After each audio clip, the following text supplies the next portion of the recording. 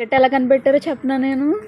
Rocket ఎలా కనిపెట్టారంటే, ఇప్పుడు birds ఉంటాయి కదరా, బర్డ్స్ ఏం చేస్తాయి మామూలుగా? బర్డ్స్ నువ్వు చూస్తే గూడులో ఉండి అలాగా కింద పొద్దున్నే వచ్చి అయ్యేంటో ఆహారం నెతుక్కుని అయితే తినేసి నోట్లో ఉంచుకో గూడులోకి వెళ్ళిపోయి మనకు కనిపించకుండా గూడు కట్టుకుని కొట్టేస్తామని అప్పుడు పిల్లలకి ఇస్తాయి.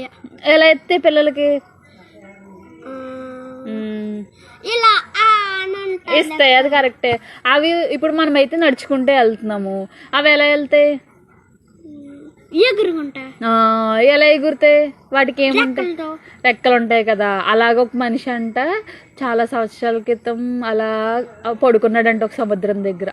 పడుకుని అలా ఆకాశం వైపు చూస్తుంటే కొన్ని పక్షులంట అలా గాల్లో అలా ఎగురుతూ కనిపిస్తున్నాయంట. ఈ పక్షులన్నీ అలా ఎగురుతున్నాయి అని అనుకున్నాడంట. అనుకుంటే వాటికి రెక్కలు ఉన్నాయి కాబట్టి ఎగురుతున్నాయి, నాకు రెక్కలు ఉంటే నేను కూడా ఎగరొచ్చు కదా అనుకున్నాడంట. అనుకుని మరి నేను మనిషిని కదా, నాకు కూడా రెక్కలు ఉంటే బాగుందని చెప్పి ఒక పేపర్ కట్ చేశాడంట. ఒక పేపర్ కట్ చేసి గమ్మ అతికించుకుని ఆడికి రెక్కల కింద పెట్టుకున్నాడంట. ఎంత రెక్కల కింద పెట్టుకున్నాడు, ఎగరలా పోతున్నాడంట, భూమి మీద ఉండిపోతున్నాడంట.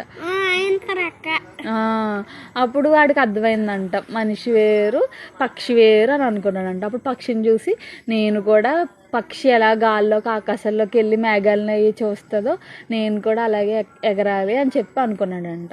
ఎలాగైనా చెయ్యాలి అని చెప్పి ఆ పక్షిని అలాగే గమనిస్తూ ఉన్నాడంట.